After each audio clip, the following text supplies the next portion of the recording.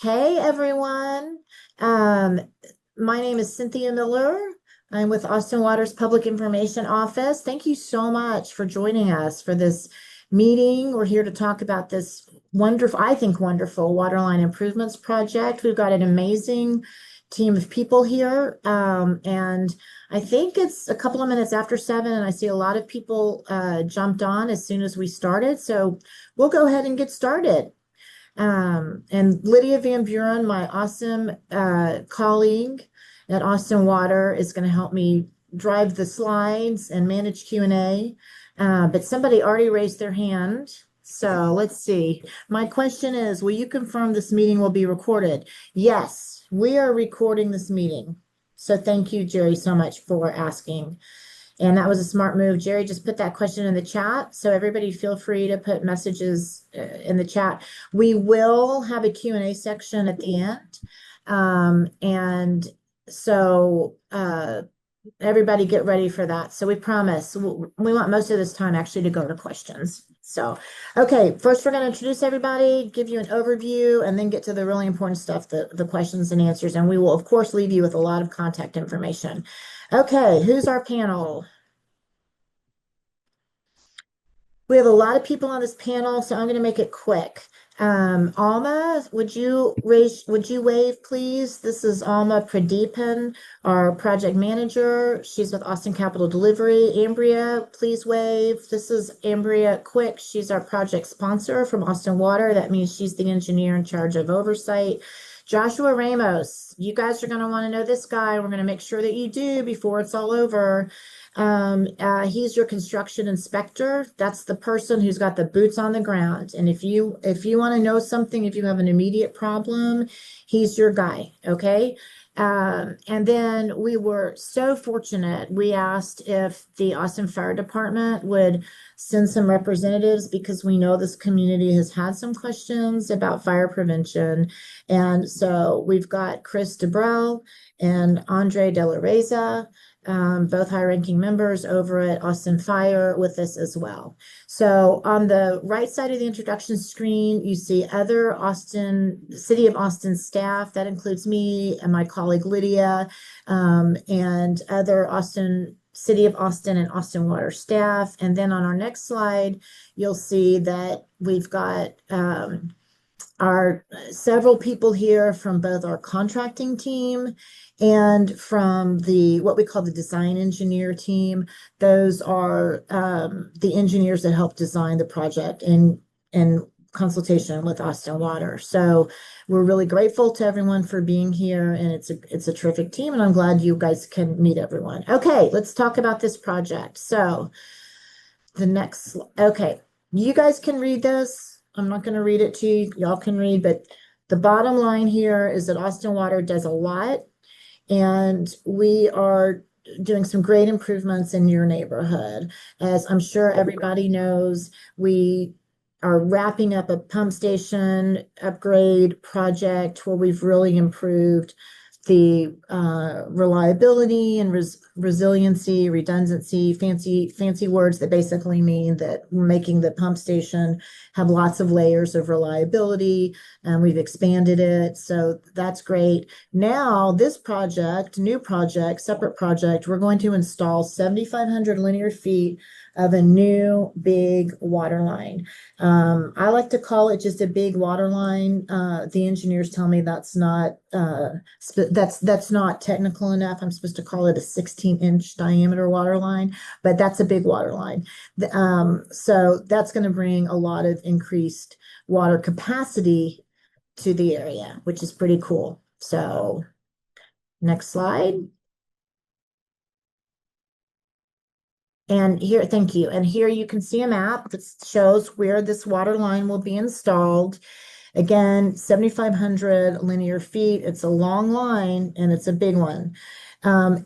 Currently, the lines out there are 6 inches in diameter and 8 inches in diameter. And this line is going alongside those, in addition to those lines. So this is not replacing existing lines with a much bigger line. This is in addition to. So a really significant increase in water volume for this area. One thing that we really want to highlight is that this additional water line is going to increase the volume of water that the water system can distribute. Okay, it doesn't impact water pressure. This is not a water pressure project. This is an increased volume of water for distribution project. While we're at it, part of this also will be we'll put in something called service lines along the way and fire hydrants.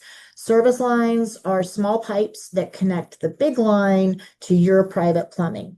And that'll be happening too. Usually people don't tend to get very excited about those things, but for the record, we're upgrading that as well. We tried to get ahead of a few questions that it seems like have bubbled up. And so hopefully this is useful information. It's important to know that you guys are not being given any extra value added fees for this. The payment comes out of payments that all ratepayers are paying into the system. So this is a priority for Austin Water, and it's being supported by just the revenue coming in from across the city. And the next one is, okay, we've had a couple of questions already about this thing called PRVs. PRVs, by the way, I've told everybody no jargon, please, but if we use jargon, we apologize in advance. Please flag us on it and make us clarify. But pressure regulating valves are exactly what they sound like. They are valves that can help regulate the pressure in a water system. Those are relevant when you have a water pressure project. This is not a water pressure project, so you don't need to worry about pressure regulating valves connected to this project. Whew. Okay, next one. And again, we talked about this a little bit, but just to put a fine line down, the pump station project and this water line project are two really important investments that Austin Water is making in this area. And the pump station project, it expanded the capacity of the pump station and the redundancy of the pump station, which again means that it's got multiple levels of systems so that if something fails over here, the station doesn't go down. And that's in the project of wrapping up. That project is wrapping up, a few technical things to be done, but that's gone along very well. And again, now this project, totally different, installing a big water line. So hopefully that's clear. Okay, now we're going to turn this over to Alma Pradeepan, who is our project manager. She's with Austin Capital Delivery. Austin Water, when we do projects like this, we partner with Austin Capital Delivery, and their project management staff manages these projects for us, oversees the construction piece of it. So it's a real collaboration between the two divisions. And I know one thing that's frustrating for customers is y'all feel like, I mean, sometimes it seems like that, Austin Water should be able to answer your questions about what's happening at Parks and Recreation. The city is just so vast that, I mean, Austin Water alone has almost 1,600 employees. But it's pretty cool that these two divisions of the city can come together for efficiencies purposes and help get these things done. So, Alma, take it away. Thank you, Cynthia. Hi, everyone. My name is Alma Pradeepan. As Cynthia said, I'm with Austin Capital Delivery. I'm just going to walk you through the project step by step so you know exactly what to expect on your block. First, we'll have the preparation. You'll see paint marks, small flags for utility locates, water, electric, internet. The contractor is going to set up cones, signs, and flaggers to keep traffic safe while keeping driveways usable. We'll also be installing environmental protections like silt fence, tree fencing as required before we touch the street. And then the next part with the excavation, we'll open up a short section of the road. I believe we're roughly going 100 feet sections. We'll dig a neat controlled trench, keep the area operable. At the end of the day, we'll backfill or cover the trench with steel plates as necessary, so that you can drive in and out safely to your homes. The next section, installation. Crews will put in the pipe in the ground, connect it, plan tie-in points. If we encounter old asbestos cement pipes, specialists handle that under strict protocols. There's no public exposure during the work. Service connections, we reconnect each home's service near the edge of the public right away. If a short water interruption is needed, you'll get 48 to 72 hour notice, and we'll keep it brief and during the day. We'll also pressure test and sanitize the new line. Only after it passes do we switch services to the new pipe. Restoration, we'll backfill the trench as the contractor goes through each section and then repave to city standards at the end of installing all the new pipes. And to wrap up, the contractor is going to remove signs, fencing, clean up, complete any punch list items.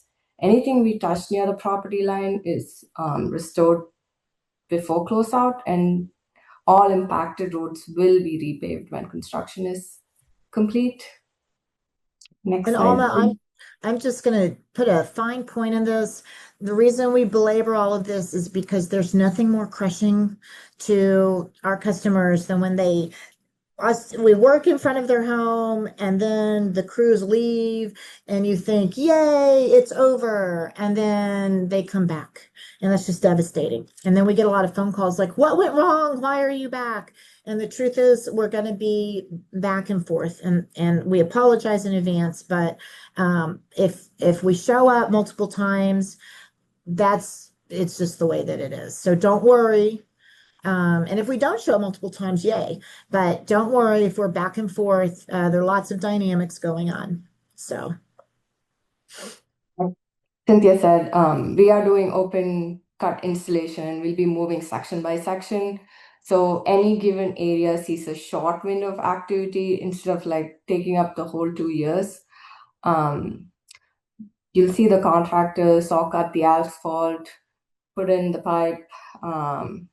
There will be heavy equipment in the work zone.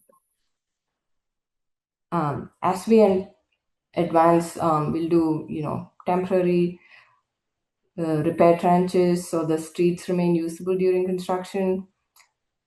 After the entire project is finished, everything is repaved.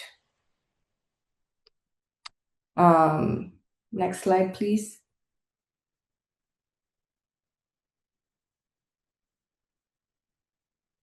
First and foremost, you'll always have access to your house. If you need coordinating a delivery or a medical appointment, or there's an emergency or have an accessibility need, you'll have to contact Joshua Ramos. His number's on the slide. He's your day-to-day contact. For everything else, you can email or call me or Cynthia. So we will leave the work site safe at the end of each day. Trenches are covered, equipment is secured, and the signage and traffic control stays in place. Joshua? Yes. Are you asking a question based on that, or just my hand that was raised? Your hand up. Yeah, I just wanted to just clarify real quick before you pass over that. The access to the driveways to the homes are always going to be accessible. Of course, we are going to get to points to where we are making crossings with our water line that will disrupt accessibility temporarily to the driveway. I just ask that again, you contact the number that you see on the screen there. It's going to be the most quick way to get this resolved. We ask about up to 15 minutes. It normally typically doesn't last that long, but that's just to get that area backfilled or plated so you can have access to your driveway. But there will be times and instances where it won't be immediately available. Again, that being said, the site will always have accessibility for emergency services. and all that that may be that you need immediate attention for, but there will be temporarily not accessible driveways that can become accessible if you just reach out to this number here. This would be the quickest way to get that accessibility. Going other ways, it'll take longer to get that. So just please make a note of that. Thank you. That's all. And And Andrea, we you've got your hand. Oh, I'm sorry, Alma. Go ahead. no, go ahead, Auntie. Andre's got his hand up, and also I can see that there are questions that are starting to populate in the Q&A, and I just want to assure everybody, I promise that we will answer all questions. So keep putting those questions in because we want those questions, and just to let everybody know, we're going to circle back and get all of this covered. Yes, fine, sir. Good evening, everyone. Assistant Chief Andre Deladesa. I'm just here to represent with the public safety aspect of this. And both Chris and I have been in fire department for a long time. We can attest many times we've made calls in where these trench situations are being there. They always have people on site to mitigate that. And even if they weren't, we have and public safety has have ways and training on how to still get to your homes and affect any type of emergency, whether it be a fire or medical or anything else. We work closely with Austin Water and these crews day in, day out throughout the entire city, and we are confident that we'll be able to mitigate any of this. Thank you so much. I know that is a concern for people, so thank you for proactively addressing that. Thank you so much. So we go, yeah. I mean, we do have steel plates on hand with the contractor to be used as necessary to connect to driveways. So I think Yeah, that's and all. like Andre was saying, these guys are old hat at it, which is really helpful. We have such a great fire department, if I may can say so myself. Yes, sir. Roman, did you want to contribute? Max, Or there is always going to be one full lane open at all times. There will never be, I'm talking about when we're doing the main line, which is the bulk of the work, there's always going to be access for any emergency vehicles. So I want the citizens to know that. thank you. That is our contractor. That's the lead of the contracting firm, and thank you so much. They've been paying a lot of careful attention to this project, so thank you. That's an important reminder. Okay, I guess I'll hand it off to Joshua next.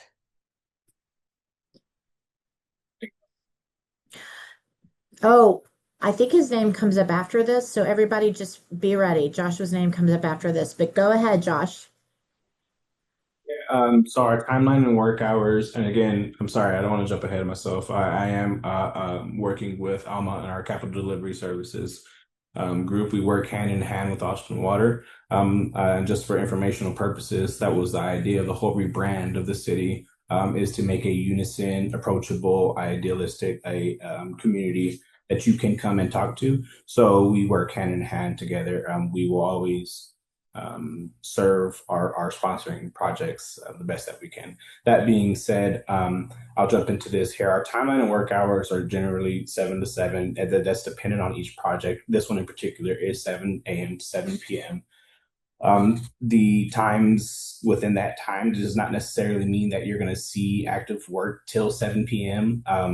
Depending on the work and the scope and the required uh, space that we need. Any given circumstance can require us to work till that Yeah. 7 p.m. But generally, you're going to see the crews departing from 5:30 to 6, possibly 6:30 sometimes. It'll differ, but we will never expect to have crews present actively performing construction before 7 a.m. or after 7 p.m. without notice or without going through the appropriate chains in doing so.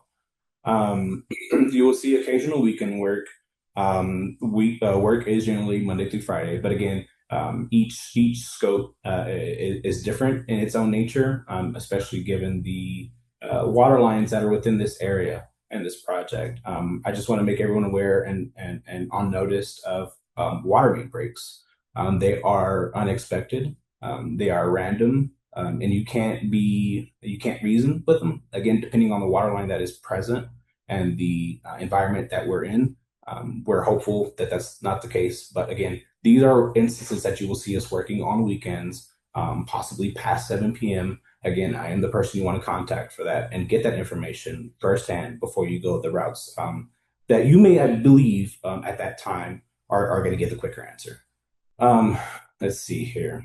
And I'm going to read from your, oh, Yep, yeah, there that's you not go. that. There's Okay, no worries. Um, yeah, right there, our estimated project completion time about 24 months here. Um, Whenever I do these, I like to say that I know the contractor and what they're capable of, and their proficiency in completing these projects. Before that time, pack saddle, we're extremely excited to work with them and get boots on the ground and initiate this time already, and be in as minimal time as we can in this area. okay, next slide. The most important information of this whole presentation, which is Joshua's phone number. I used to have a pop quiz in this presentation, making sure people had Joshua's phone number, but nobody thought it was funny, so I took it out. But like Joshua said, he's your fastest line for getting immediate problems solved. Um, so okay. Okay. Just give a chance to read this. Traffic inputs. The contractor will install, yeah, the new pipe and sections, as mentioned previously, that we will be working in such a fashion that we are limiting the open trench that you'll see excavations, the open trench with limited amount that you'll see at a given time. And that's because the strategy that we're working to install a segment at a time. So you'll see a lot of traffic controls. You'll see a lot of traffic control plans, and what a traffic control plan is essentially what you'll have is your road work ahead, and at the end of it, you'll have your road work. So whenever you see these traffic control places in different phases, in different places, if you do in the project, don't be alarmed. It's they're needed to work safely within our right of way, and they will be inspected daily, twice a day, not only by myself, but also by the contractor to ensure each cone is in its correct place, each sign is in its correct place to avoid any collisions, any accidents.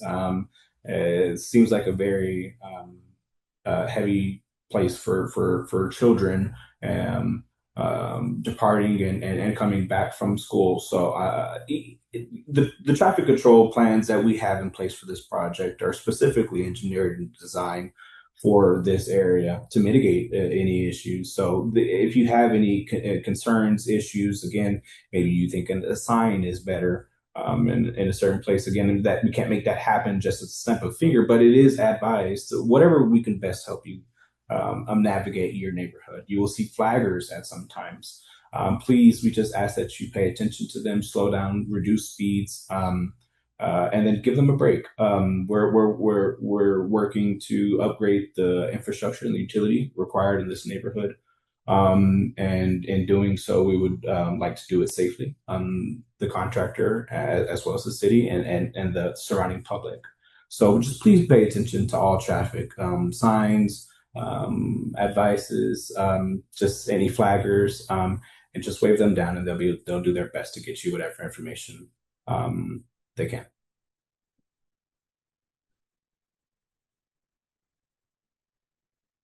Okay. This is a fun one. This Yeah. is Yeah. this is a really fun one because the right of way can extend up to 15 feet beyond the curb and towards the lawn and the house. And it's confusing to people. Sometimes people are surprised to find out that's not their private property. And I think that Mac, I'm right when I say that we'll be in the right of way some for service lines, for example, I mean, in the right of way that's got landscaping for service lines. Anyway, Josh is going to tell you the gory details, but uh, right of way can be confusing. Yes, it can be confusing, but it doesn't have to be.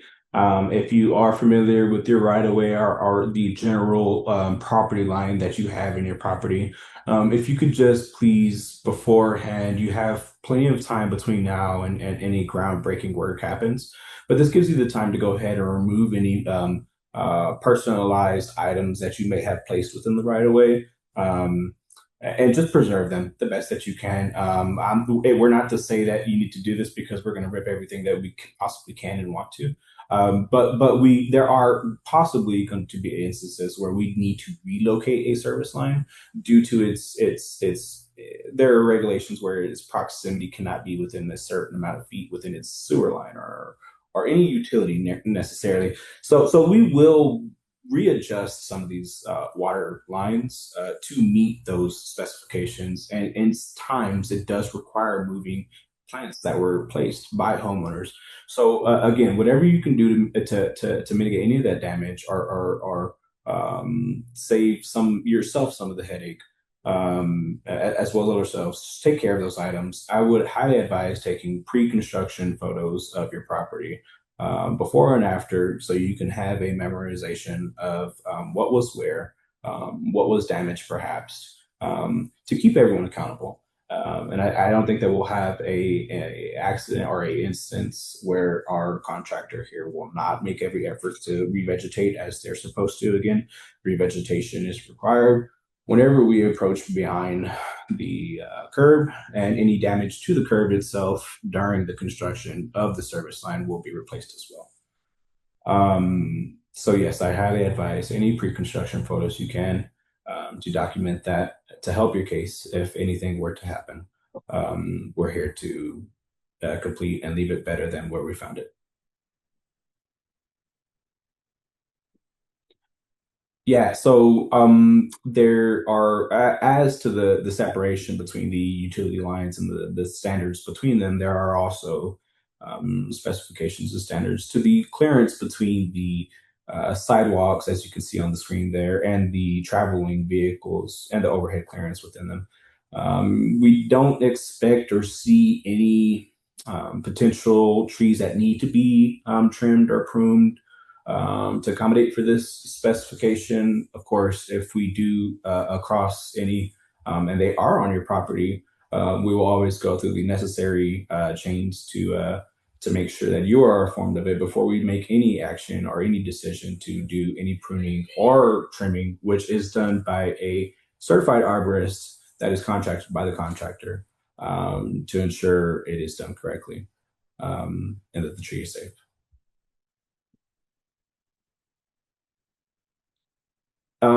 In this project, we have and please someone correct me if I'm wrong, I believe we have 7 to 8 water service connections that when we make these connections, what we're doing is we're connecting the new line that was proposed that's freshly installed to the existing lines.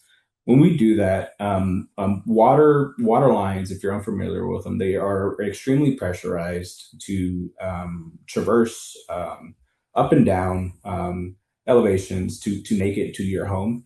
So whenever that happens, we have to, due to that pressure, we have to conduct water shutouts, which will temporarily close the water to your property.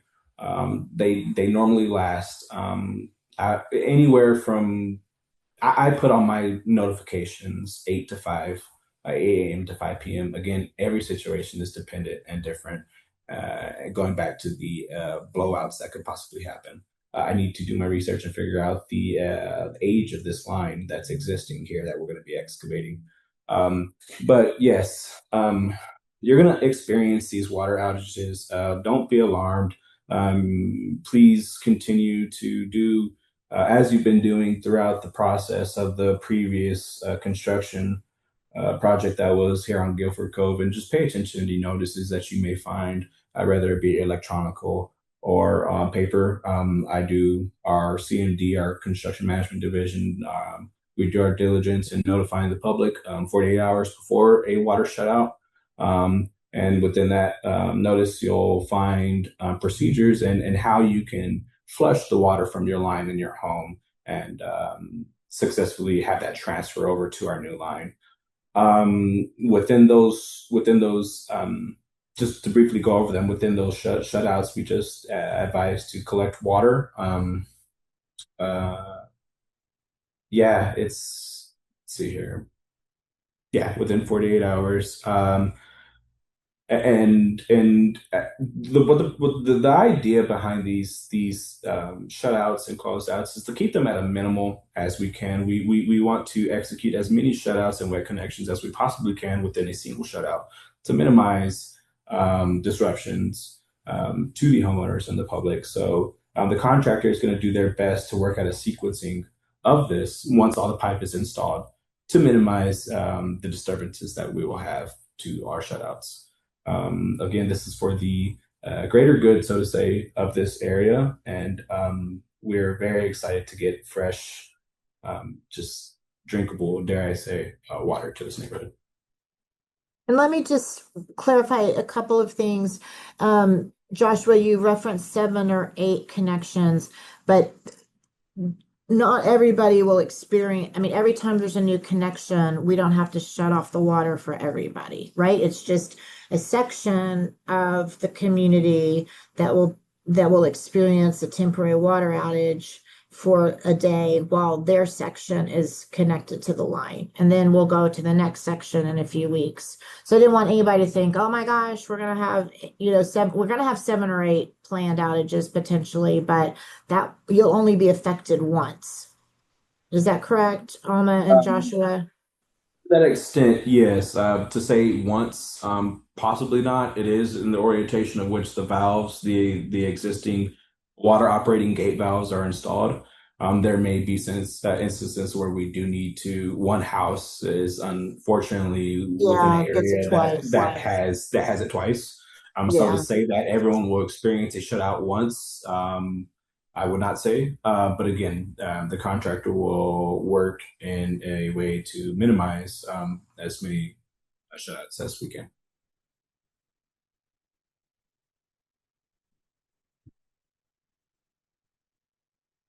Yes, we went over these. I really hope this doesn't happen. But Cynthia, I'm unsure if you have a contact number in here for Austin emergency water lines. They're always okay. You're always more than welcome to go ahead and call those numbers as well. If you see something Yeah, that say hours of construction have passed and you notice something, please contact. I don't know if you have that number there. I think that's a great idea. Austin Water Dispatch. I'll make sure everyone can write it down and then we'll make sure it's 512-972-1000. And that's a great number to have on hand. You can also call 311 and they'll get you to our dispatch team. So either way, one good thing we like to, we just like to get everything out up front, because surprises are always awful. But the chances of an emergency break are are less prevalent in this project because we're just installing a new water line. We're not going to be digging up an old water line. We're just putting in a new one alongside the others. I think that we'll be replacing some older lines when it comes to the service lines. So I guess there could be a chance for a break there, but I don't want to. People should not in this project be overly alarmed, I think, about potential emergencies. Now that I've said that, of course, it'll happen all the time. But it's really when we get to projects in town where the plumbing or the lines are just, decades and decades. And I mean, they go back to the 50s and those things are fragile. And you even think about digging near them and they break. So hopefully this won't be a problem, but Josh was right. It's important for you guys to know that we're on it as soon as possible. If there is a breakage associated with project work, and at any time, you guys should always feel free to call 311 or Austin Water Dispatch if there are any sort of issues that arise after project hours that may be connected to something else. I think that may get us to Q&A. Look at that. Okay, and I know there are lots of questions popping up. Oh, you guys are a great community. There are a lot of questions. Lydia usually runs the Q&A, and she's amazing at it. And so I hope you can. She was running the PowerPoint tonight, and so Lydia, do you think you can do Yep. the Yeah. Q&A? Okay, Yeah. terrific. No problem. I was just gonna ask. I know that we had an attendee on, Jerry, who had their hand up like the whole time. So, Yes. uh, I know. I just wanted to, Jerry, if you still have a bunch of questions. I mean, you were the first to ask some, so I can allow you to speak, and you can go ahead and just ask directly to the project team if that's okay with you. There he goes. Yeah, he's raised his hand. I mean, I think we covered Hi, a few of Jerry. them. You hear me? Yeah. Can you hear me? Yes. Okay, great. So my only question at the moment is how can our offline neighbors see a replay of this? Can you give us a URL or tell us how I can Yeah. neighborhood to get to you? No, that's great. No, we want you to be able to share it with all your neighbors. Right there, if you scan that QR code or the right under where it says stay notified, that says sign up at Austin and then that URL right there, we will be posting this webinar, this video public meeting on that web page. And that web page also has a place Is where you can that scroll down the Guilford Cove webpage? yes, that's the Okay, one. great. Everything will be posted there. All notifications will be on that page. If you scroll down to where it says communications, sign up for communications. And Cynthia herself personally, any updates that there are to the project sends out an email notification. So if you want to stay totally up to date, if there's any updates at all, you'll hear from her through that.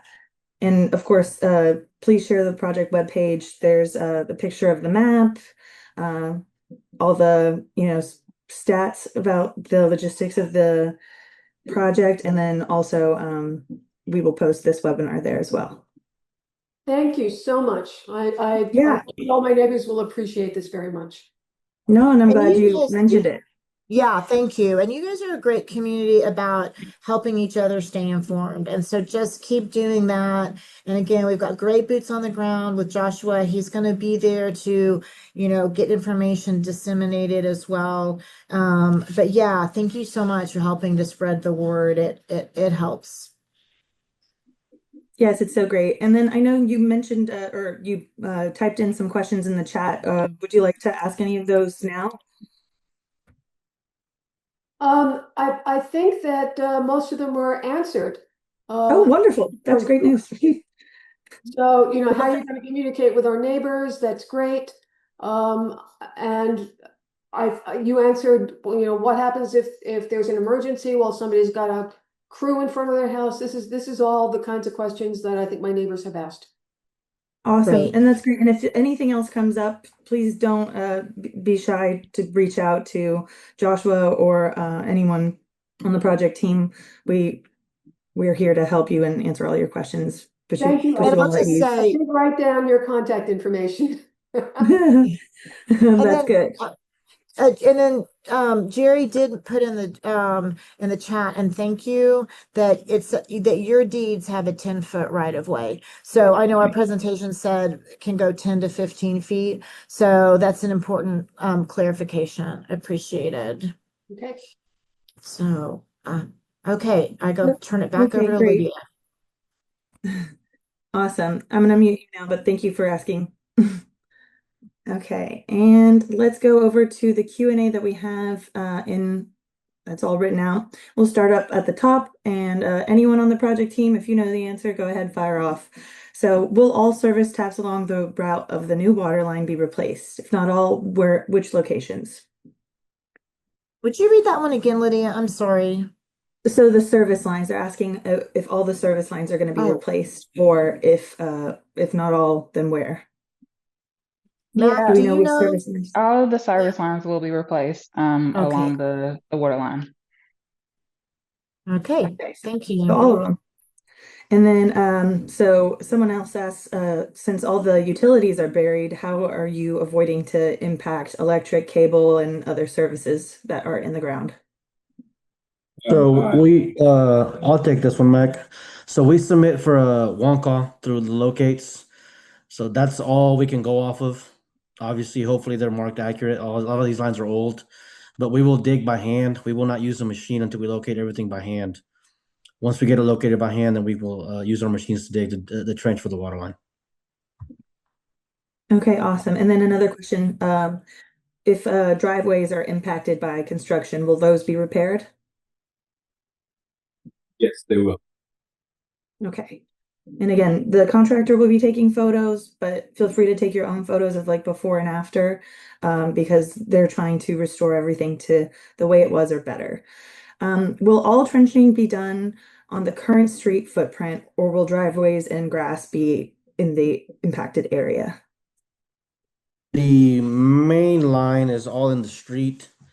We will have to go in the grass portions for the installation of the service lines, but the main bulk of it's going to be in the road. And It's then been how do we my find out? Oh, Oh, sorry, go ahead. let me just jump in and say it's been my experience that people feel very little invasion when it comes to the service line portion of it. Again, I've probably jinxed us, but I honestly I really never hear people again feel like that was a big invasion. So that is on the grass portion, but again, that's not nearly like the the big line in the city. I mean, in the street, in the city. Okay, and then how do we find out which side of the street the new water lines will be installed?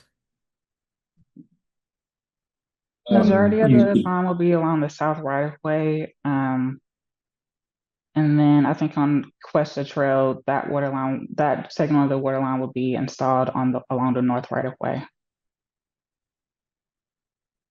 So let's, can you repeat that again, just so that everyone on the, Yeah. So majority of the water line will be along the south right of way, along Bell Mountain and Leaning Rock. And then along Questa Trail, I believe that segment of the water line will be installed along the north right of way. all Can we go right, and back? I see that Max got his See, hand up too. and we can go back to the map if that's helpful. Well, Um, you can yes, certainly sir. do that, but it will be staked by a surveyor as we go along, so the citizens can see the alignment as we go as to which side of the street it will be on and how far away from the asphalt, from the asphalt. Okay. Okay, thank you. I probably needlessly got us back to the map, and now you have to go back to the Q&A directions. I apologize. It's okay. No, we'll leave it here for a visual for a little bit. Okay. Why are you at, because the next one has to do with a specific street, so this may be helpful for a visual. Why are you adding lines just to the sections on Leaning Rock, Bell Mountain, and Cuesta Trail? Why not the rest of the neighborhood? Ambria or Sierra, do you guys want to address that? I mean, I just know generally speaking that Austin Water goes through constant evaluations of these thousands of miles of lines, constantly evaluating them and constantly looking at the system and planning years in advance to figure out how to best improve areas. And so that's sort of the down and dirty is that this was the best thing to do, but you're probably looking for a deeper answer than that. I don't know, Ambry or Sierra, if you feel like you want to add something to that. That was the best way to help increase water volume in this area. Yeah, I can speak to that. So that is the discharge coming out of that Guilford Cove pump station in that cul-de-sac that you're all probably familiar with. And so not every area of the neighborhood is served by that specific pump station. We're kind of targeting this little zone of the neighborhood. And then this alignment specifically too is kind of targeting the areas that we have identified as most in need of this additional capacity. So we've done, different testing in the neighborhood throughout the years and identified how can we get, target the most in need areas. And that's where this alignment came from. That's great. And kind of, if you want to answer this part, because it's kind of a two-parter. So how does this affect the water flow for the rest of the neighborhood? I'm not sure if I know exactly if we what Like, will that's there be getting like at. but will there be like an effect on the rest of the neighborhood because of just focusing on those areas? No, that's no. I could say no to especially I mean, as has been said, this isn't about, raising pressure or anything like that. It's really just improving capacity. And so there really shouldn't be any noticeable difference to your day-to-day service of water. Right. Okay, and then next one. Since you go section by section, how do you test and guarantee there's no leaks on in the covered pipes? That's a good question. Mac, do you contractors want to take that one? So typically we have to do a pressure test. Um, Once we install, actually most of it, we'll do a pressure test at 200 and then we'll do a pressure test at 150. Once that passes, we'll do the chlorination, but we will do a pressure test with the city as well. Okay, good. Was the question more about leaks or, I mean, I think essentially there's some testing that goes on Yes, throughout the that pressure process. test, we'll have gauges throughout the project. And obviously if there's a drop, that means we have a leak. But so So we will test it. let me interject. Yeah, there's going to be two tests. We'll do a pre-test for the work we do, and then at the end of it, when it's all in, we do another official test with the city. So we make doubly sure there's no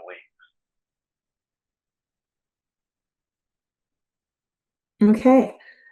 So the next question is more about talking about the previous project. So the ongoing project that's been happening where the lift pump station is. They say that it's been going for over 18 plus months with the street and neighbor's yard being torn up, construction equipment being left on the side of the street, the permanent porta potty, etc. Can you explain why this is taking so long with multi-month gaps, with no work being done, and the work site just being abandoned? And then they're saying that their experience with this project has made them have little confidence that we'll be able to complete this in a timely or orderly manner.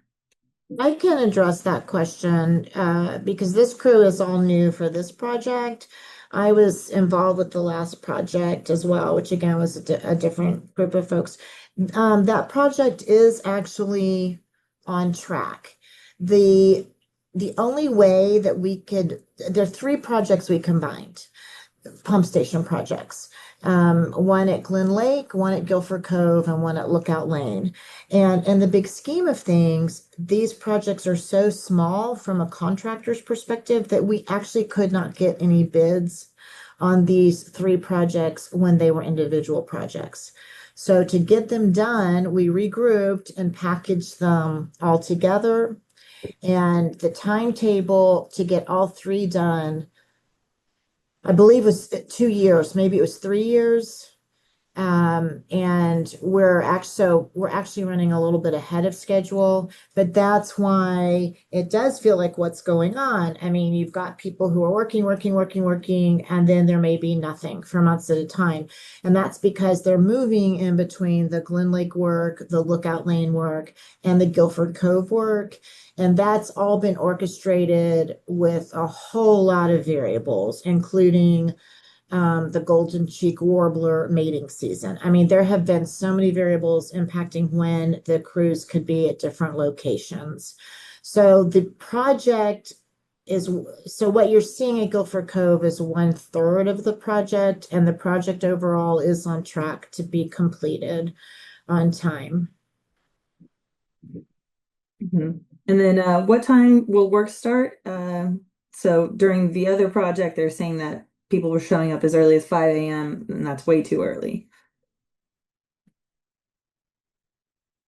I know our work hours are 7 to 7, and I know that City regulations basically say that contractors can be at the work site ahead of that so they can be ready to hit the ground running, so to speak, at 7 a.m.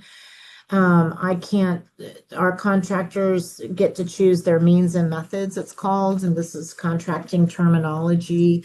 I don't know, contractors, if you guys have figured out all the details yet. Usually that's still in the works at this stage in terms of how you're going to run your days. You have to look at the project and lots of variables to make those decisions.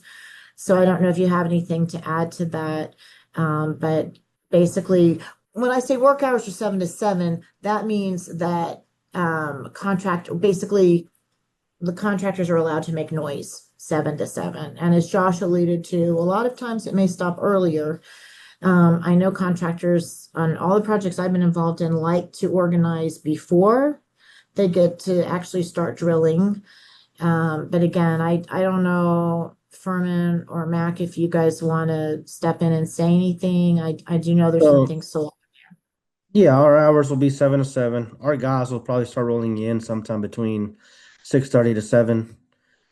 We'll keep them away. I know we have that away from the residents. We'll tell them to park somewhere else so they can show up to the job site where we're working at 7. No machines will be on before 7.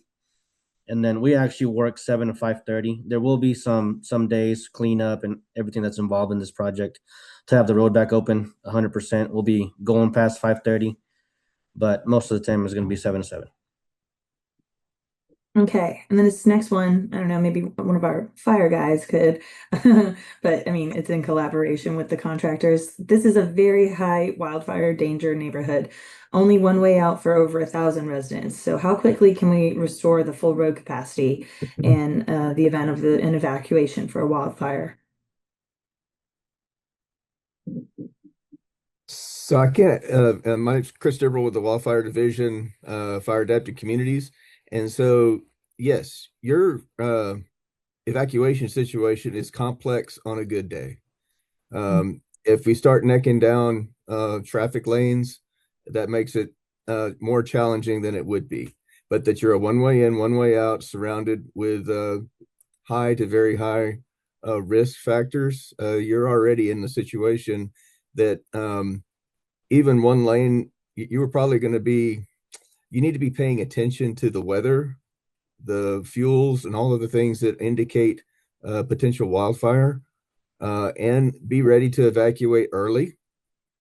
So I would like to direct everyone to atxwildfirehub.com.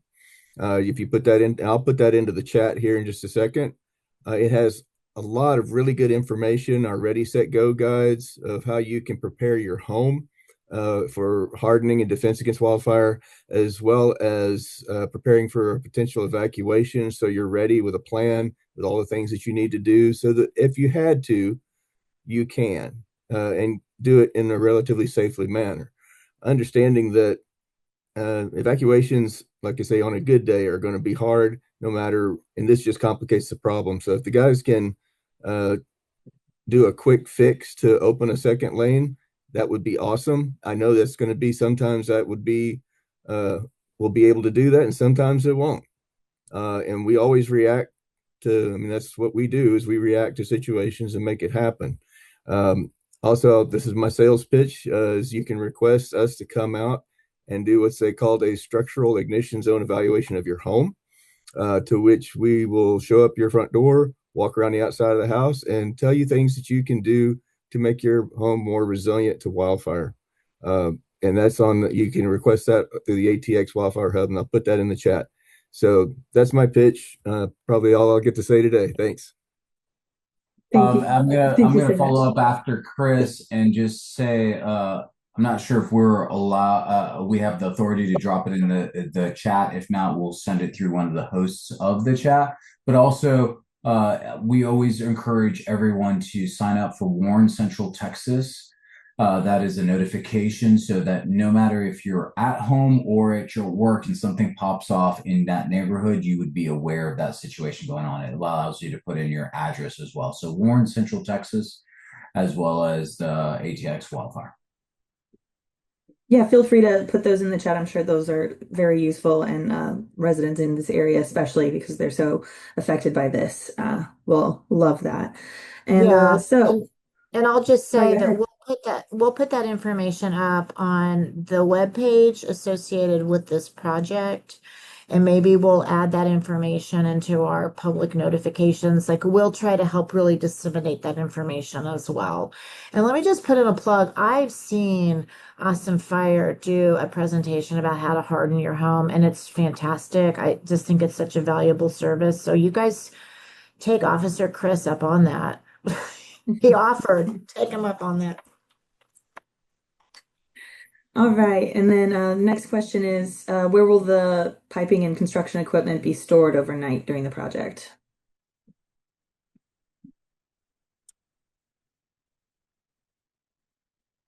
So we will store in the right of way. We'll put temporary barricades around it. We're still looking for a staging area. Honestly, there's not much around there. Where to stage, everything's residential. But for the meantime, we plan on storing in the right of way. Okay. And then next question, where will the trenching be taking place? Is it in the street, in the yards, what side of the street? And then if we do have like pipes and landscaping and a mailbox in the right of way in front of their house that is on Bell Mountain. So worried about that.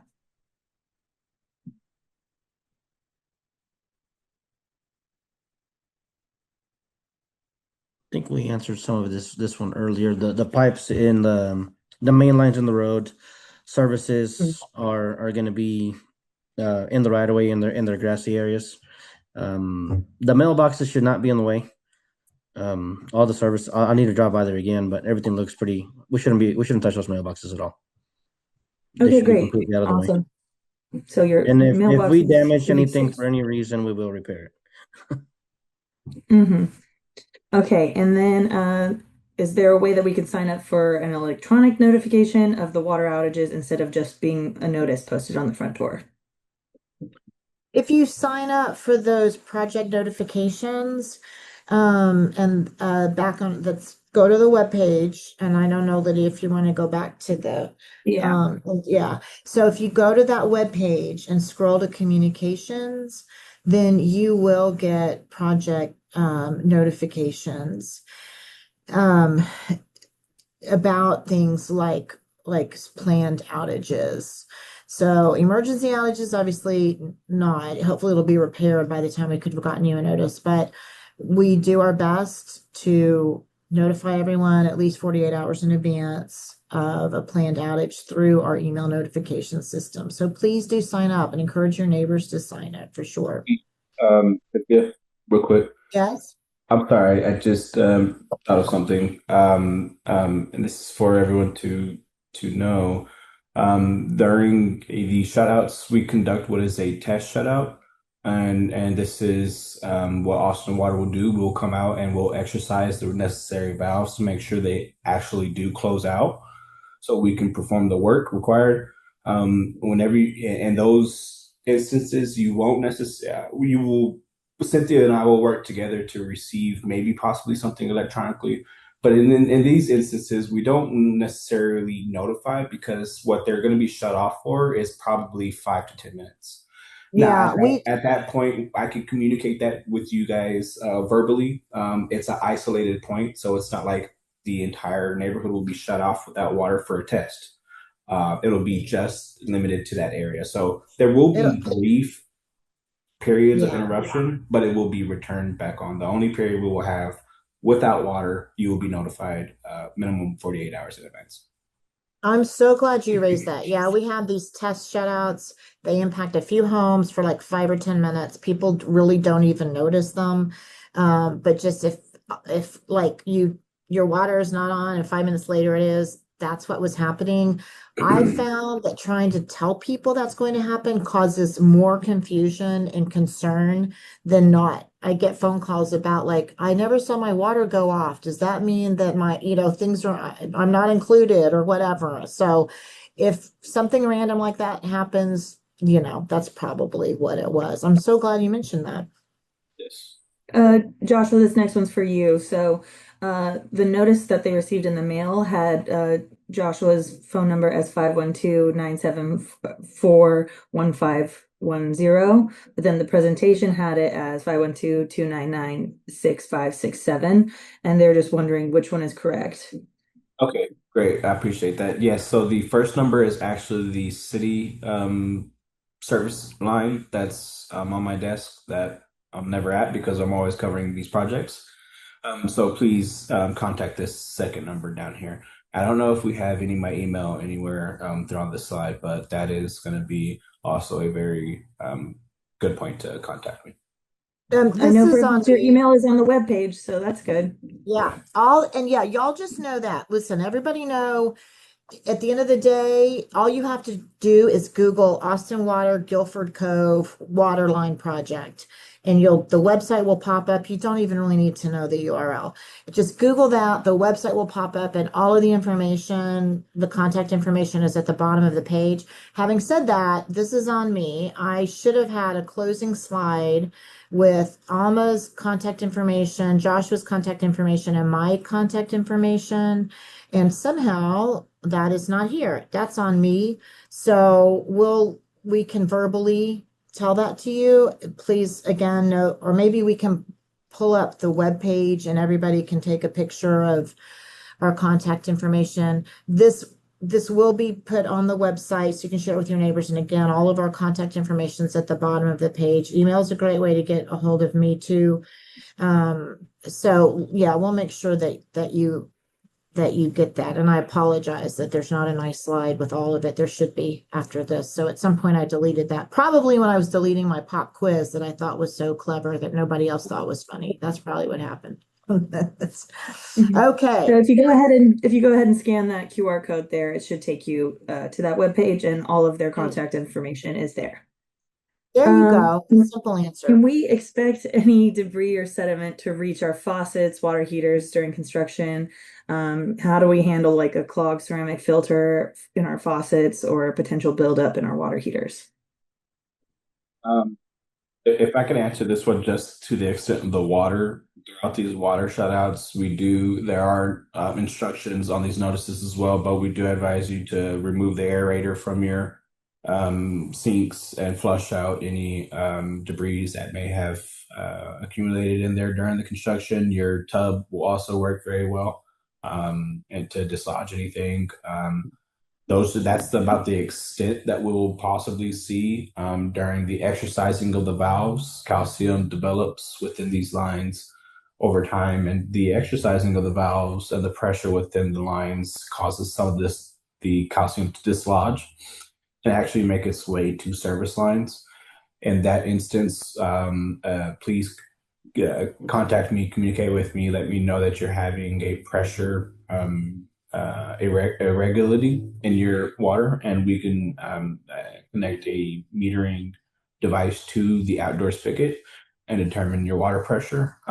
We can also excavate the service connection at that time and remove any debris if necessary. But that is about the extent of disruption we will see on the water side. I'm not sure about the rest that was questioned.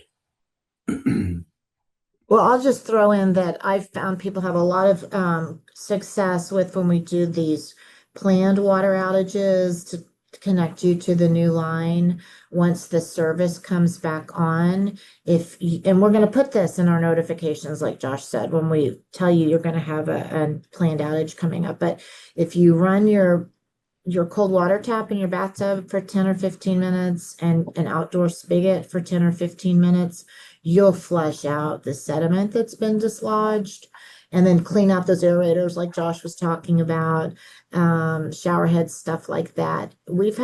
I've found, it's been my experience that people have real good success with just, getting rid of it right then. So just to add that in there too.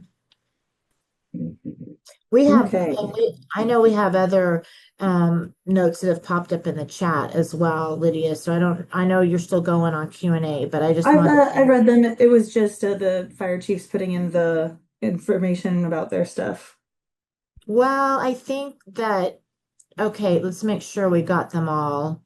I do know that Oscar had asked a question at one point, is the digging and construction part of the project really going to Oh, last? I'm doing all the Q&A first and then I'll jump back. But Oh, yeah. okay. I'm sorry. I thought you were No, finished with you're Q&A. fine. I apologize. We got some more questions. So as far as the communications with residents has been hit and miss, says one of the residents. Do you have a plan for making sure that you keep residents notified? And then they said that they signed up for updates in December but didn't get notified of this webinar. How do they make sure that they have consistent updates? Cynthia, do you take it away? Yeah, that's a really good question. Because we did mail out about this webinar. We posted on sent messages through the portal a couple of times and posted on Nextdoor. And those have proven really good tools typically for us reaching people. But you know what? I did not send a notification to I honestly, this is fantastic news that somebody's actually already signed up for the project notifications list. And usually it takes such a while to get that thing churning that I'm not in the habit of sending out notifications to that list about our public meetings, but I should be. So I appreciate you raising that, and we'll add that to the list. I think we did a pretty good job with those public notifications that you signed up for going forward. And we try to post really important stuff on Nextdoor as well, and any super important. I say important. I mean, all of it's important, right? But we try not to overuse the portal because we're trying to save the portal for.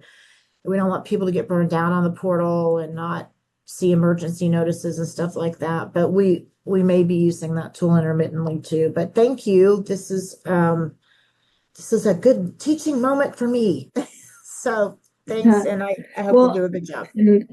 and there was a mistake on my part, probably. Thank you, Jesse, for pointing it out. I'm going to stop sharing because the link is incorrect. There's a page part that I have to add.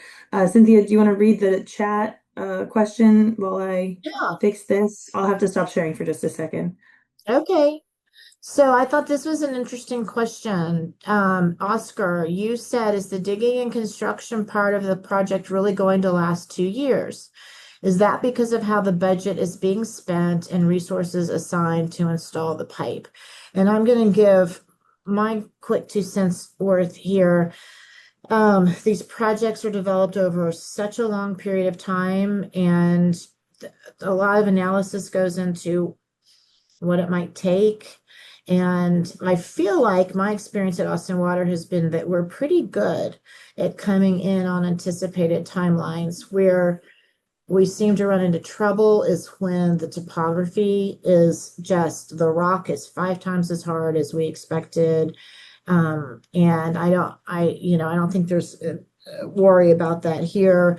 I know our contractors have said that they think that this project could move more quickly, but I have cautioned them not to say that because you know how this works. If we say that we think it's going to go more quickly, a bunch of disasters will happen. So I don't want to jinx us there, but other people can answer that from a more technical standpoint. I know I've been in other projects where people in the industry feel like, well, if they were doing it, they would do it this way and it would go this way and they'd use this equipment and it would take this long. But we go through a lot of back and forth and process to try to determine, all these different elements and logistics. So I don't know if anyone wants to add to that, but that was the assessment of the team that put this project together. And I'm the one who said, please, let's not, let's knock on wood. Everybody's going to try to get it. It's to everyone's advantage to get it done more quickly. Everyone benefits from that. But I'm a big believer in Murphy's Law, so I don't want to jinx this. So I hope that helps. And I think that some of these I have more questions if you want to hold on to that. yeah, I Why think that are the existing slash old lines remaining in service at the conclusion of the project? Is this a long-term liability? Would you read that again? I'm sorry, I missed the beginning of So it. why are the old lines, the existing lines, remaining in service? I can take that. So yes, we're paralleling the existing lines through here. Most of them were built in the 80s, so they are older, but the material, these aren't like cast iron lines that a lot of our renewing projects are going in and replacing because they're prone to springing leaks. We feel like these still have a good while in their useful life. So we're just kind of want to keep that capacity and add to it versus getting rid of it and then putting in a bigger pipe. It's all about redundancy, right, guys? Yeah. Okay, That's I'm gonna jump back to the map because the next question is has to do with something specific to the map. It says, what do the little blue maps or little blue bumps on the map designate? So these little things. Those are that's a great the question. connections in just how our mapping GIS shows where it's kind of the water line is coming up and tying in at those cul-de-sacs. It gives them those Yeah, bumps. so those represents our tie-in locations, as Sierra said, where we're connecting, we're going in and replacing a segment of the existing line, so that the contractor can connect it to the new line, mainly on those roads with the cul-de-sacs and the dead-end roads. All right, and then someone said about a different question that they had, but adding so about that question about adding water lines. Okay, hold on. Regarding only adding pipes in certain sections of the neighborhood. The answer given implied that there are different pump stations for different parts of the neighborhood. So how do we find out which pump station services our house? That would be, we could provide a map or something. It gets a little funky and I don't want to take up the whole time, but generally speaking, if you're kind of in the southern portion along Long Canyon Drive and that road that goes up, you are on our normal Northwest A zone. It's part of a big zone, just getting the water coming in from 2222. Most of the neighborhood is off of this boosted zone that is like Leaning Rock, Guilford Cove Pump Station. That's most of the upper area of the neighborhood. And then along Maury's Trail and then kind of Bell Mountain, there's parallel lines for the zone that gets water from that Bell Mountain pump station and the line that comes from Guilford Cove Pump Station. So that's where it's a little hard to say exactly property by property, but that's generally the split. And if you want to know specifically for your home, we could provide that information. Okay, okay, when will the work of this project actually start? Like which end of the line do they start at? Will it be multiple locations? So maybe we could use this map kind of like where you guys are starting. Contractors, are you guys, yeah, are y'all ready to answer that or are you still planning? So Oh no. we're starting there on Quester Trail, so the very bottom of the hill there, and we'll march our way up to Bell Mountain. This is per the design plan and the traffic control. And we just make our way all the way up to Leaning Rock, just a section at a time, like 100 foot at a time, cleaning as we go, backfilling as we go, and we eventually make our way to the tie-in point at the end of Guilford Cove. And at that point, we go back like we talked about it, just retesting, trench repair, and move forward to services, connecting services. A lot of these services will be done as we go, but they won't go into the yard until the very end, typically. Fire hydrants will be placed as we go. But that by and large is how it's going to work and where we're going to start. So Quester Trail, and we're not not going to be, taking these big, long 500 sections at a time. That's part of the contract time thing is to, make sure we don't have a lot of collateral damage and take up too much space as we go. Mm-hmm. And I think they asked when you guys would be mobilizing. Do you guys have any details on that you feel you can share? Herman? We will be on site next week. There will Okay. not be pipe installation, still going to be probably a couple weeks out, but we will start looking for the existing utilities and all that, erosion control installation. That'll happen in the next couple of weeks. And when you say you're looking, We'll be what we call potholing the existing lines that are there that will be located previously to us starting. And so we go in and see if there's, by hand, digging these areas, make sure there's, that we identify where they are and how they interface with the proposed line so that there aren't any damages needlessly done.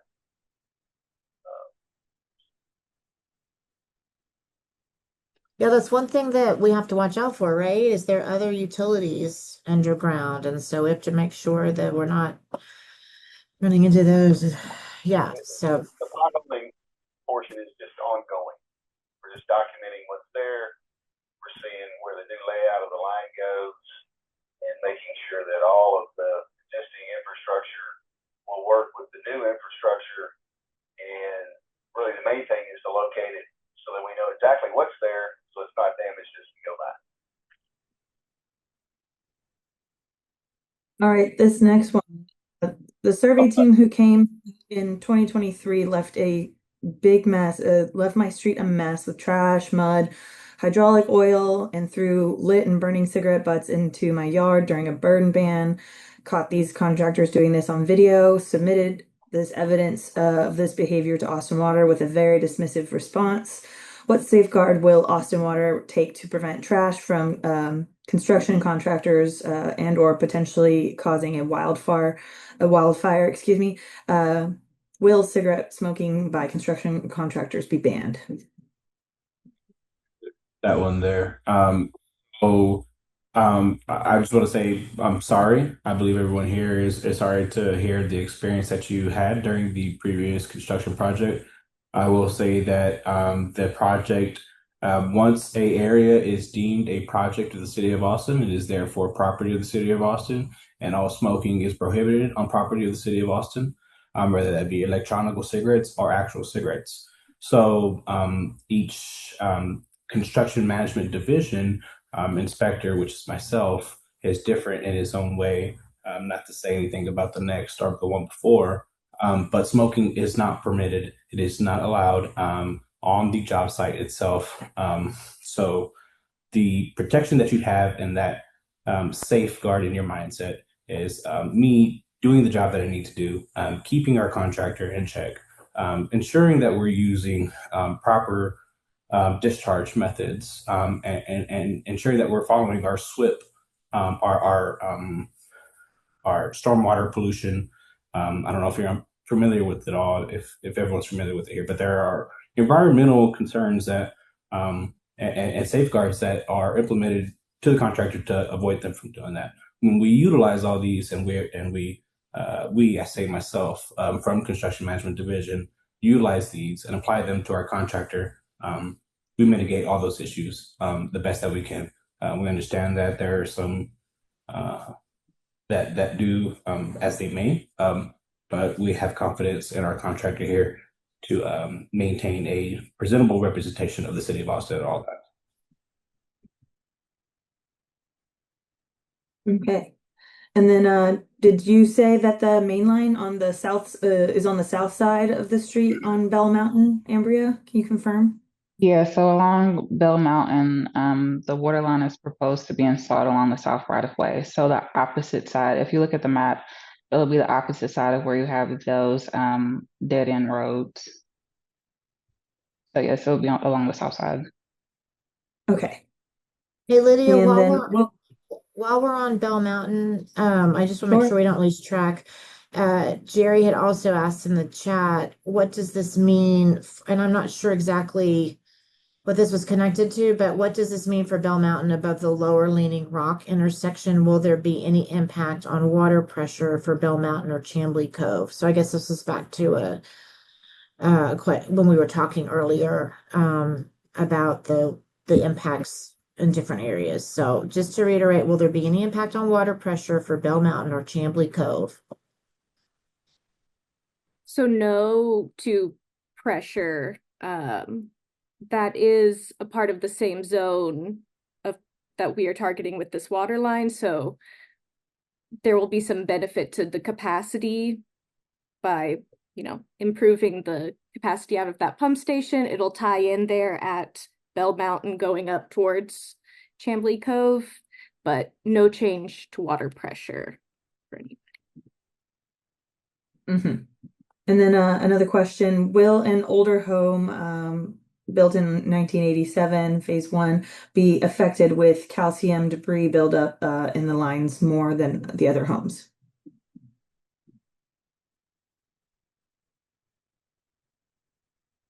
I don't know when the other homes were built. I do know the older the home is, the more time there's been for calcium buildup, but I think somebody else was going to jump in. I was going to just say that same thing, Cynthia. My knee-jerk reaction is the age of the home, more calcium buildup in there. But again, if that does occur, please contact me. The contractor can help disassemble that service, that connection at the meter, and hopefully dislodge whatever you cannot at the on your site. Okay, cool. And then will the street be repaired as you go? Or will the entire street be repaved at the end of the project? Being at the end of Cuesta, where this project is starting, I'm interested if I'm going to be dealing with the torn up gravel-filled street repairs for years. I can answer that one too. The orientation of which will be installing the pipe really helps us here. We are limited to our space, so there will be immediately in that area you'll see very pristine protection of the work that was done to cover up the trench. What that consists of is backfill. They will backfill the trench line using the material that they excavated. They'll condition it and backfill it, and which will then place it under testing for compaction to make sure it meets our city specifications.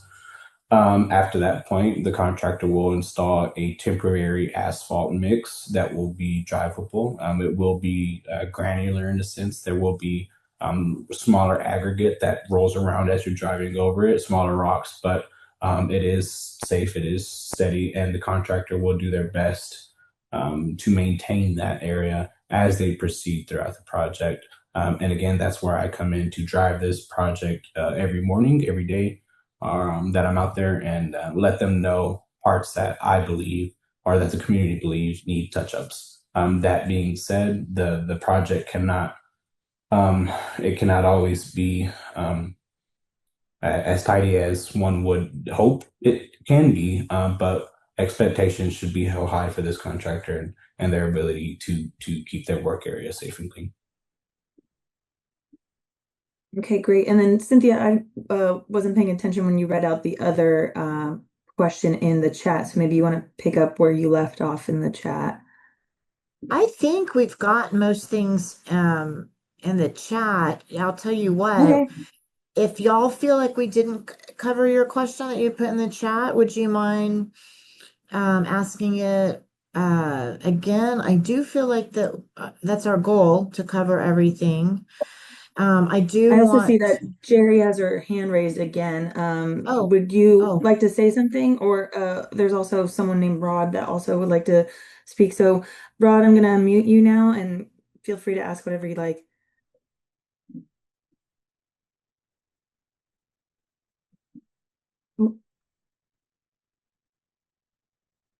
Hello?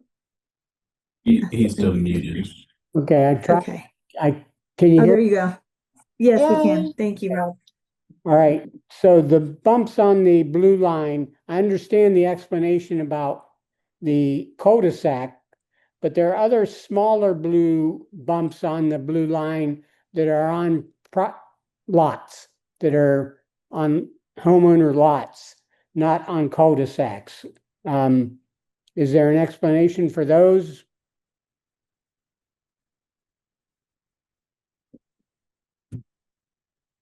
Oh, sorry. I'm not looking at plans here, but I believe those are just like the intersections call for. There'll be tie-ins. A lot of that line runs behind the curb, in between the curb and the right of way. It's not, the existing line is not out in the street. So I suspect that's what that is.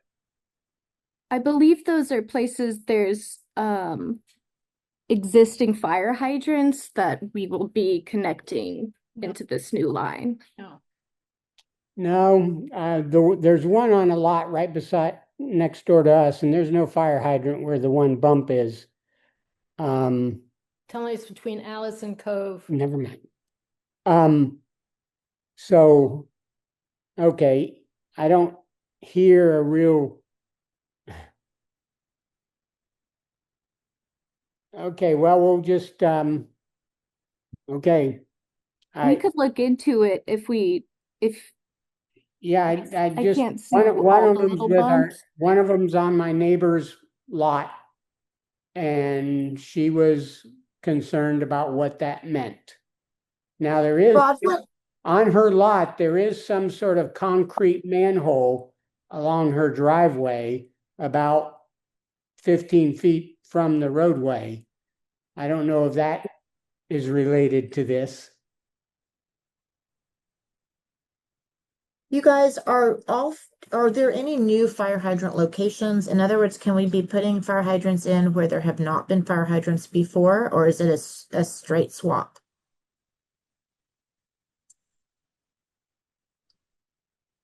Hydrants are getting replaced in their present location, or are these new locations?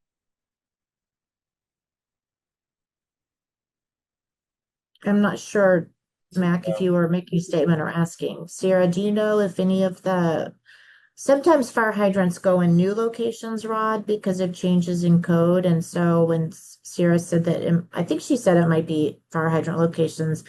It could be even if there aren't fire hydrants there right now. But if you're comfortable giving us your neighbor's address, we can investigate further.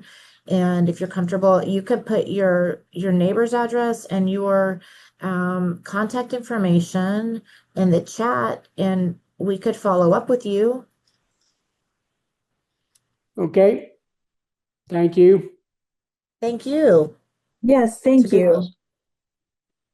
All right, and then of course, we've got Jerry. Would you like to ask you to unmute, and then you can just take it away. Hi, this is Jerry. So Do you know if you look at the map, Ricky's address? go ahead, Rod. So you didn't unmute me, okay. Oh, sorry, I have to like ask. Sorry, there you go. I'm willing to give Rod a chance.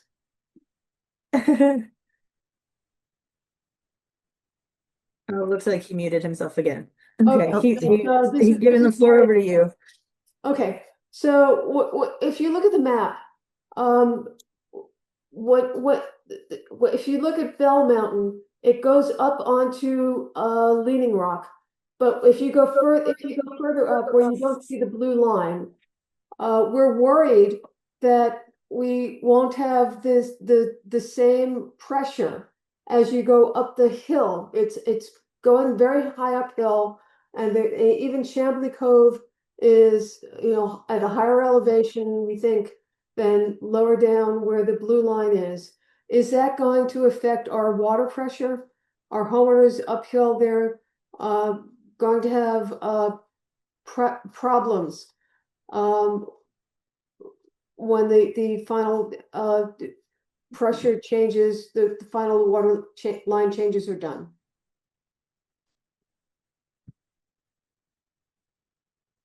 I'll let Ambria and Sierra speak to with great authority on this, but my understanding is that this project will not affect water pressure. But Sierra and Ambria, do you guys want to tackle this? It is highly, it goes uphill.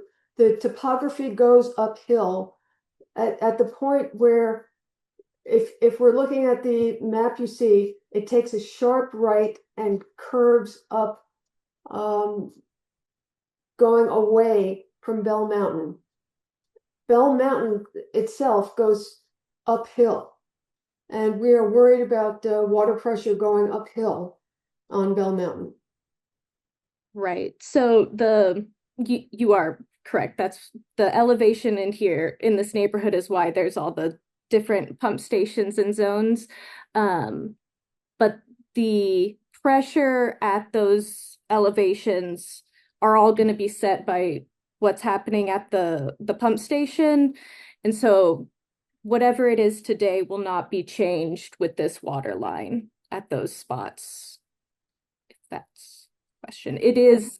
And we're confident that whatever it is today is adequate if there is a wildfire danger, because we are completely surrounded by the BCP.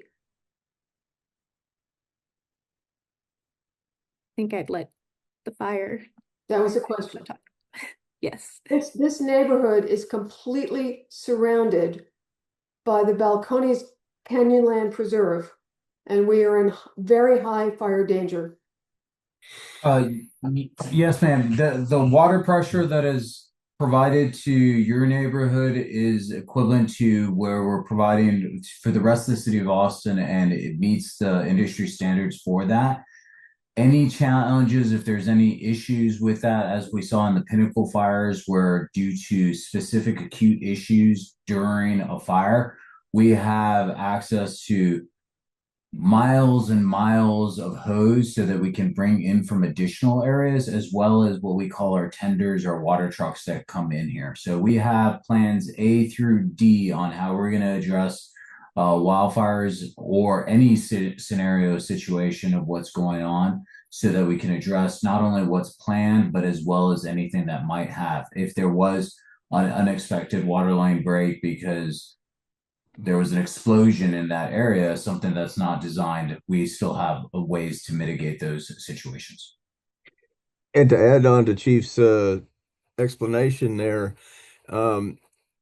the entire Austin Fire Department has been put through a national level training course called Responding to the Interface, which significantly changed the strategies and tactics that we utilize to fight wildland fires in the wildland urban interface.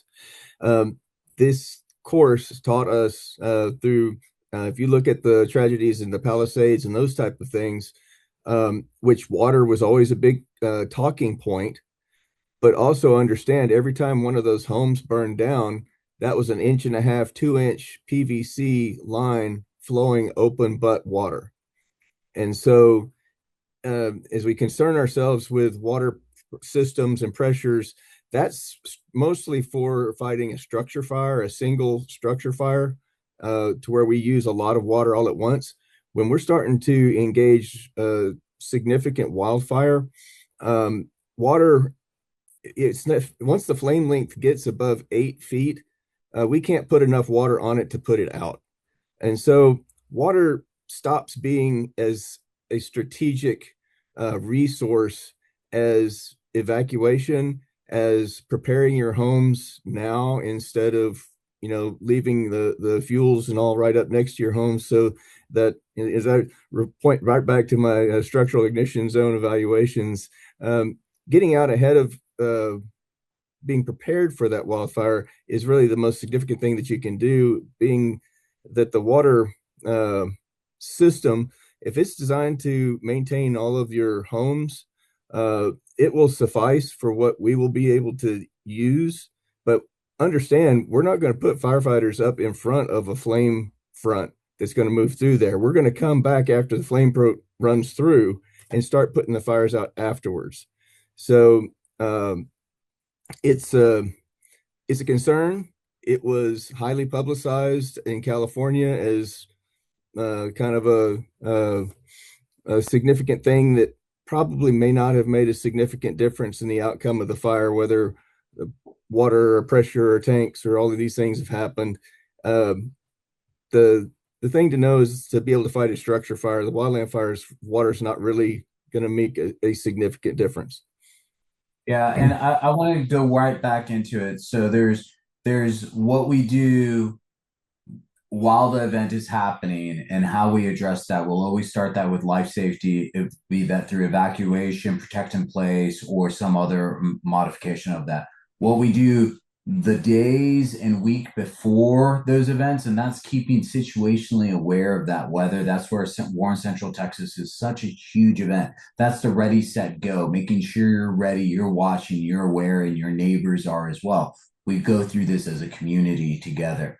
But the third part where we have the most control, and that is the residents as well, you and your homeowners and your neighbors being educated and being prepared, that fire-wise that y'all already are, criticality event, as well as when you do a size, a structure ignition zone assessment, they're going to come out and evaluation. They're going to talk to you about what you can do there. I'm going to drop a link into the chat right now to everyone that talks about our WUI code.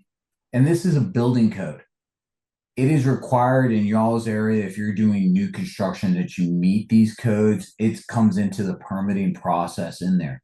Mind you, this is Texas. We're not, as a government entity, going to come and tell you how to do whether you should renew and do a new construction. If you choose to do an extension, a re-roof of over 50%, or you start changing exteriors, we do get to come in and regulate because of this new code that we adopted, how you build it.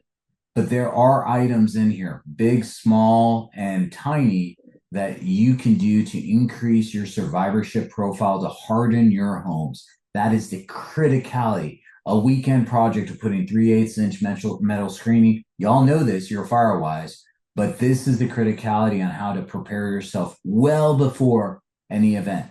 Austin Water, they're doing a bang up job of making sure that we have the water, like Chris said, to do structural firefighting in there. And that is a critical part of it all. But like we said, what we saw in the Pinnacle Fire, what we saw in Bastrop, what we saw out in Steiner Ranch, at some point, we're not fighting the fire with water anymore. We're going to be going indirect. We're going to be making sure, and we're going to be making sure that life safety is critically addressed. Thank you. I will point out that I am the president of the Long Canyon HOA Phase 2 and 3 Association. So Love it. I am very, very aware of everything that is going on. And I am very, very concerned. If you look at the map that we're looking at, we have very limited egress from our neighborhood. Yes. Very limited egress. So we need to make sure that everything we can do to avoid fires is going on, because it's going to be really hard to get 300 families the hell out of here if we've got a fire in the BCP or somewhere in our neighborhood. I agree. This is a very, very high. I can't tell you how important this is to our neighborhood. We echo your concerns. Yeah, we echo your concerns. We're the largest. Every single thing you said. But yeah, we do need to understand how, where, and how we have the ability to get water on fires when they start in our neighborhood. And that is why I've been asking these questions, and that is why so many of my neighbors are on the chat.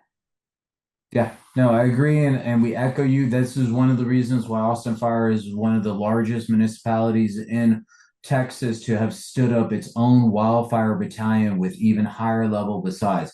We're one of the first ones to have our entire department, RTI, responding to the interface trained, and why we have a large wildfire battalion that is educated, why we've invested with people like Chris Dibble, who's working hand in hand with those communities to address these concerns, why we have adopted the 2024 WUI building code much to the chagrin of a lot of the building associations out there, but we understand that value and we continue to work towards that.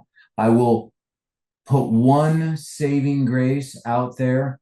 While there is a rhetoric that goes on there that the BCP and our cedar stands are the commonly said quote, an open bucket of gasoline. I will say there's a reason why old time Texas farmers have said, call them cedar breaks. 90% of the year, those cedar trees hold so much live fuel moisture, so much water in them, you could run a fire front right into them and the fire would just lay down and go out. Now, there are years at times when they get below 80% live fuel moisture where they are very, very dangerous. That is not year round. That is on those high NFDRS days. And those are when we have to be, like you said, very, very cautious on any type of ignition sources. Yeah, and that is why we are asking why and where all of these issues, all of the options are for us. So as I'm looking at the map right here, how does that go up further up Bell Mountain when we get closer to the BCP? I can't tell. You know, I need, my neighborhood needs to know how much we can rely on the existing system and what the improvements that you guys have been talking about in the last couple of hours are going to help us be more and more safe. Thank you.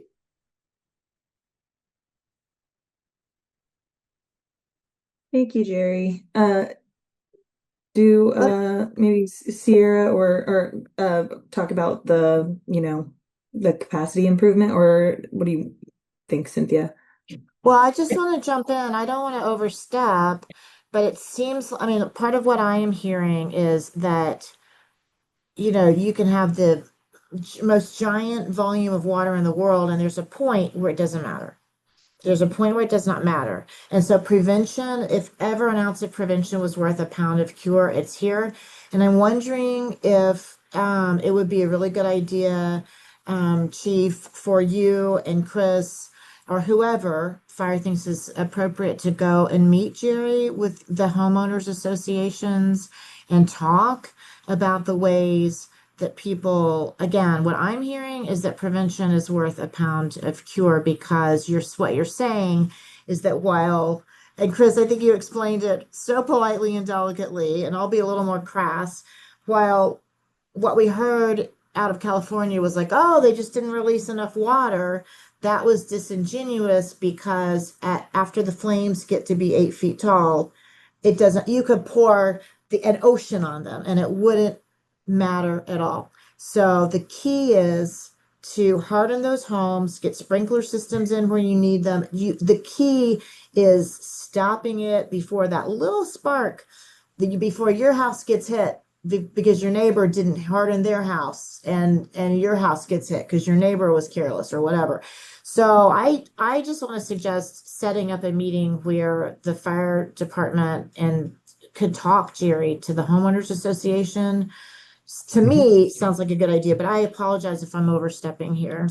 No, absolutely. Actually, if you go on the ATX Wildfire Hub, there is a button to request a presentation to a homeowners association. Tomorrow at 2 o'clock at St. Mark's, we have the quarterly Firewise Community Alliance meeting. And so that would be an awesome place we'll all be there.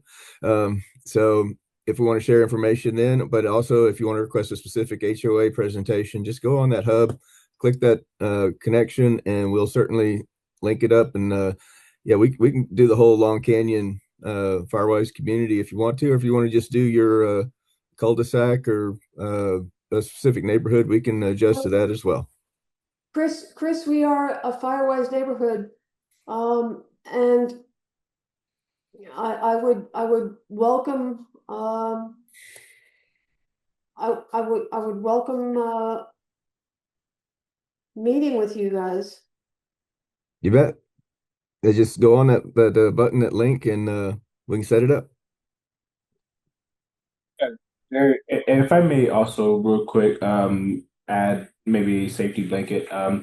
There are limited, very few instances that I see in this project that we will create ignition uh, um, instances where we do cause some type of unexpected fire to start. The contractor will have any hot. We have none, but they will generally always have their hot work permits available as well as all fire protection safety equipment nearby and ready for in any case of emergency. Of course, that's always unpredictable, and we can only control what we see, but the means for having one of these wildfires ignite is little from what I've seen in the plans for this project.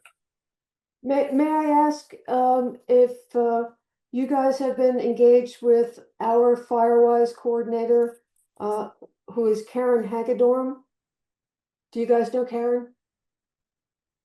Yes, and she may be coming to the meeting tomorrow. So, and we're in contact with all our Firewise communities, at least the annual process of re-upping your Firewise recognition. And so, yes, we have talked with her. Um, and then, yeah, you could route your concerns through her, or you can talk directly to us. We don't have to go through a Thank you. specific chain. I think Karen would be the person who is best able to support us in Long Canyon. So I will ask Karen if she would get in touch with you. Sounds great. And if you sooner better than later, because we might have face to face tomorrow. Okay. Okay. You bet. I just want to give a shout out. I just want to thank Austin Fire because we asked them to join us for this meeting because we knew there had been concerns. And these guys, we really appreciate you. We really, really very much appreciate you joining us for this meeting. And so I just want to give them a shout out because this is atypical and thank you very much. I would like to second that. I'm very grateful that you guys were here and that we were able to have a conversation, and hopefully that you understood our concerns better than you might have otherwise. Quite so. We appreciate the invite, and One City, we work together. Fire department cannot do its job without the support of many parts. And Austin Water, we can't put the wet stuff on the red stuff without y'all. And maintaining your infrastructure is such a high criticality asset. So, it is our honor to be part of this and to collaborate to save projects in the future. Well, any opportunity we get to put our word out there and push our size message, we'll jump on it. And I just want to put a pin on, I heard loud and clear why I'm really getting why seeing cigarette butts on a job would be very nerve-wracking. And I don't think we don't ever want to say on a presentation with the fire department, we saw cigarette butts on a job. That'll send them over the edge. So Joshua, no cigarette butts on this job. Contractors, you heard it. We have another question in the Q&A that's kind of maybe helpful, but you said that this presentation or that this project isn't about pressure, but flow. If there's a large flow, i.e. during a fire event, the increased flow capacity helps maintaining the pressure during increased flow, correct? If this is correct, it may be helpful on how this helps the neighborhood. Yes, Sierra. that is nailed it. Yes, thank you. Thank you to Chris in the Q&A for helping button that, put a bow on it. Wonderful. And then I only have one more thing. It's just from someone about a specific house where they live is on the corner of Cuesta Trail and Bell Mountain. Does that mean that both sides of their property are going to be impacted?